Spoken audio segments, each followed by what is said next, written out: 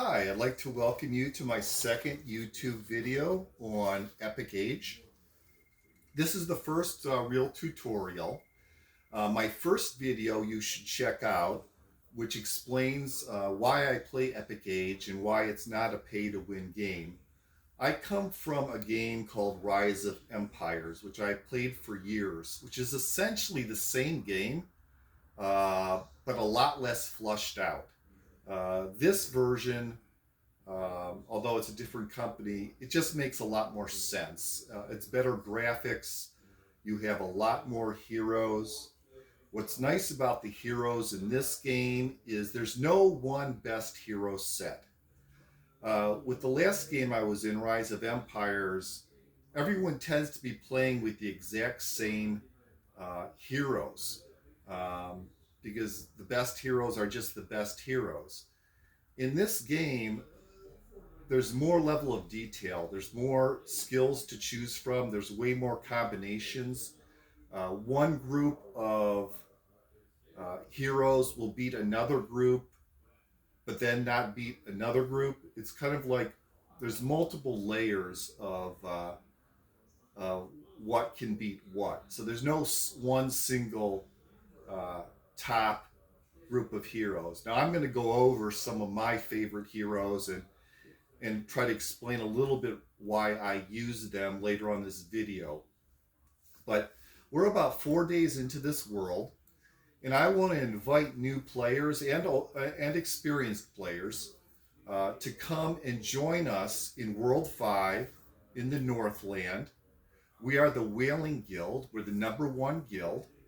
What's nice about being in the #1 guild is you get a lot more gold and resource perks. You get to play with players who really know the game and can teach you the most. What's nice about this game is you don't have to start the immediate first day that a world opens up. A new world does open up about every 20, 25 days, but you don't need to be there on day one. There's a 48-hour novice period that you want to utilize as much as possible. That first 48 hours, you will get more done with that novice period than you can get done in almost 2 weeks. Well, at least a week, week to 10 days maybe. So you can start on a server or a world even a month after it opens, and you'll be perfectly fine and catch up. This is a game you can play for years, and that novice period is so beneficial. You can definitely join us right now in the Northland because we're only 4 days in. And with that 48-hour novice period with all the buffs, you're going to easily be able to catch up if you just put in the time that first 2 days. And that first 2 days, I really would encourage you to play as much as possible. Uh, the moment you get a well, let's back up a bit.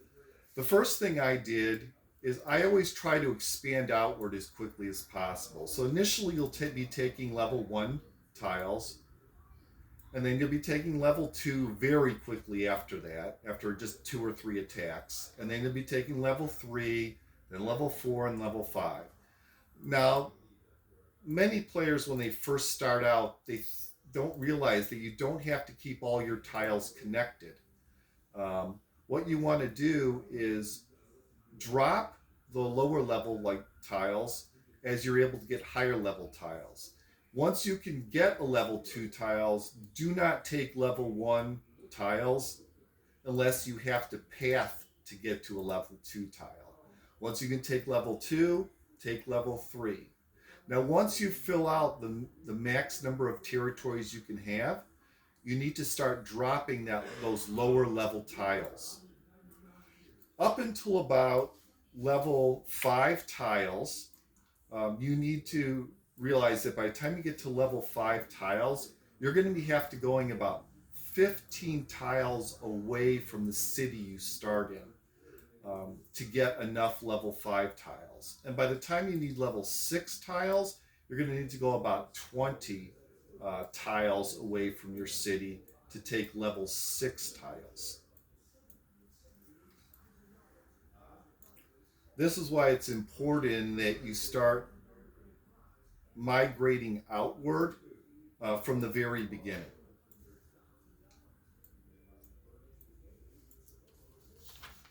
The first thing you want to do also is you want to really stick to the quests. You'll see here in the upper left this book. You want to follow the first 8 chapters and just do exactly what it says. It's going to teach you the game. You're going to get bonuses for finishing the quests and resources. You want to stay with the quest storyline through the first 8 chapters so you can advance as quickly as possible. Once you're past the first 8 chapters, I generally research what costs the least amount of time and resources to research.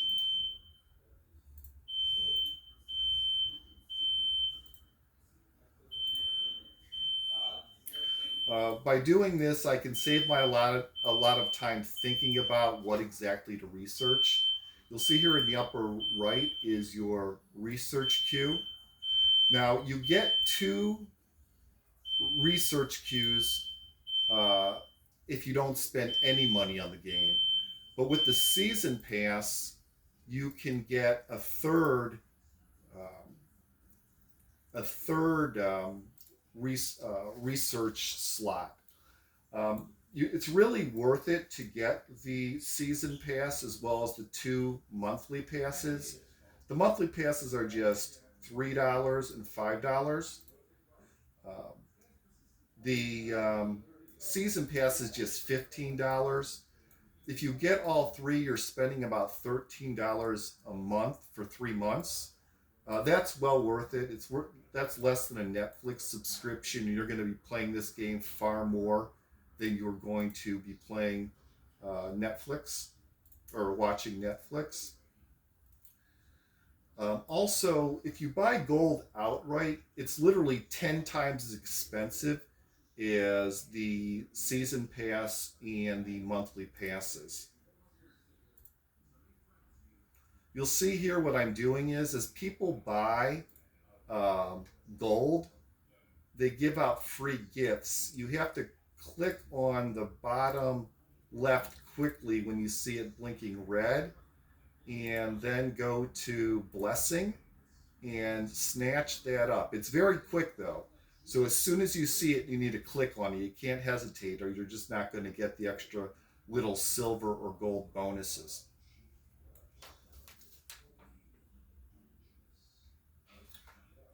If you want to join our guild, you can simply log on to World 5. Make sure you pick the Northland, because you're not going to be able to get in our guild if you don't pick the Northland.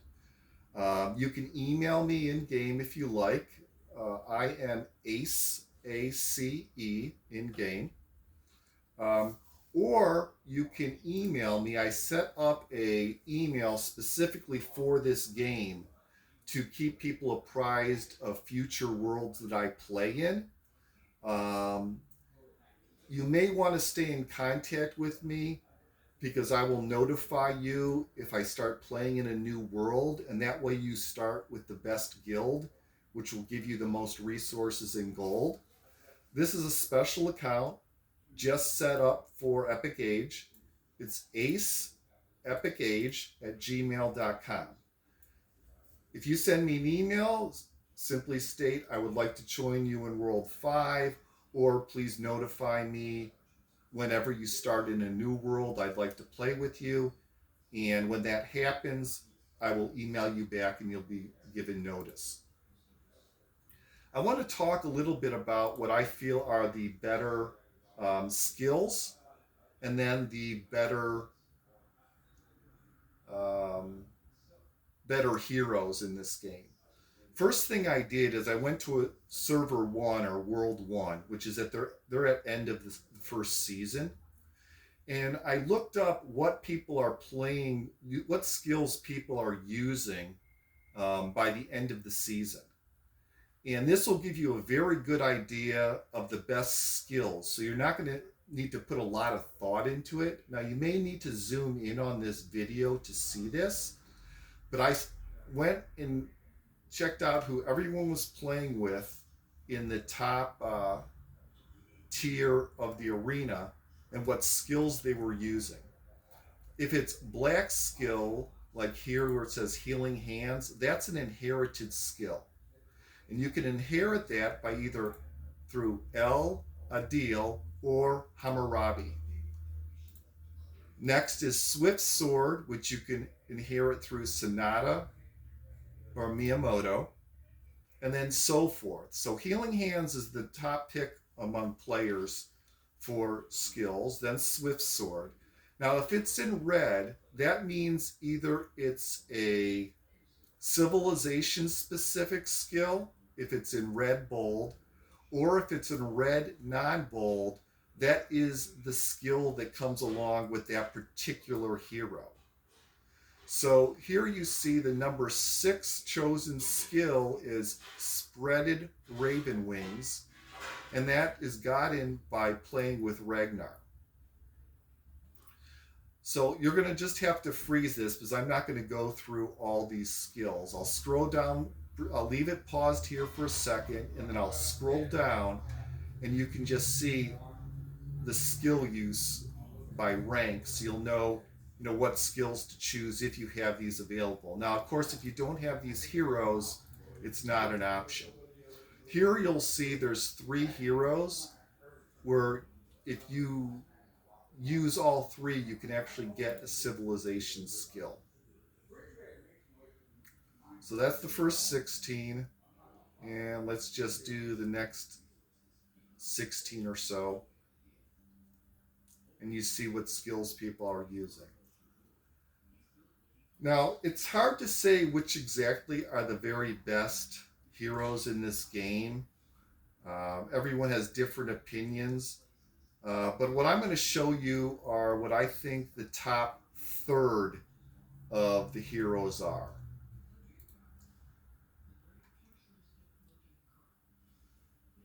This is in alphabetical order.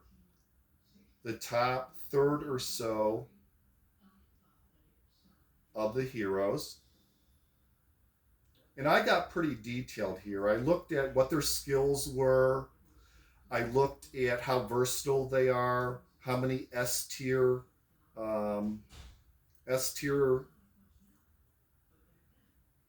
archers, spearmen, cavalry, etc.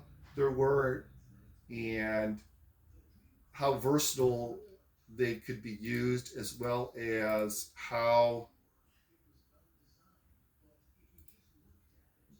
good their attack rating was, how good their defense rating was, how good their intelligence rating is. Now, as you look at this, if you see a yellow box here, right here, in this first column, that I regard as an S tier hero. Then A tier is purple, B tier is blue, C tier is green, and D tier is gray. Now, this is only the top third. The bottom 2/3 I don't even rank S through D tier. Because in the long run, you're just not going to be using them. You're going to be using one of these 34 heroes by the time you're at end of season. I broke it down even farther, and I looked at how valuable they are at the start of the game, early game, mid game, late game, end game, all the way to the end of the season. But the first column here tells you overall how good I think they are in general. I did not get a single one of my top 35 picks in the first 4 days of drawing heroes. So I really had some seriously bad luck. Now, even with that bad luck, I'm ranked number 13 in this world. That's with spending very little money. That's just the 2 monthly passes and the season pass. So it kind of proves that this game is not pay to win.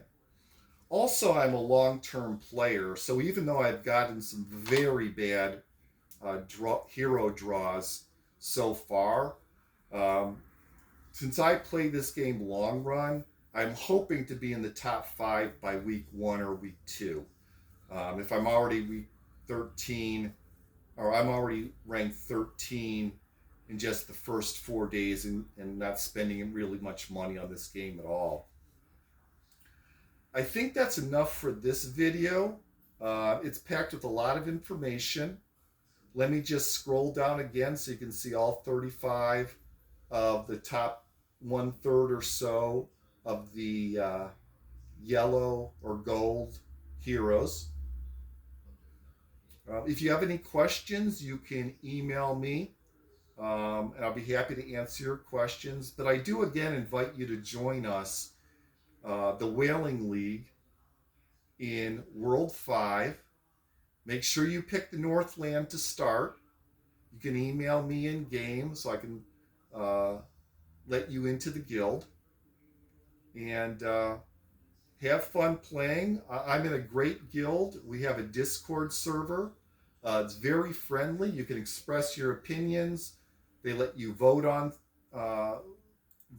things that decide what the guild's going to do. It's very well organized. We have a leader that is very diplomatic, which helps keep the guild working smoothly, and also helps us progress well with other guilds in the game. I've played with many different gaming guilds before, and this is one of the friendliest and most inviting. Hope you join us, and hope you enjoyed this video.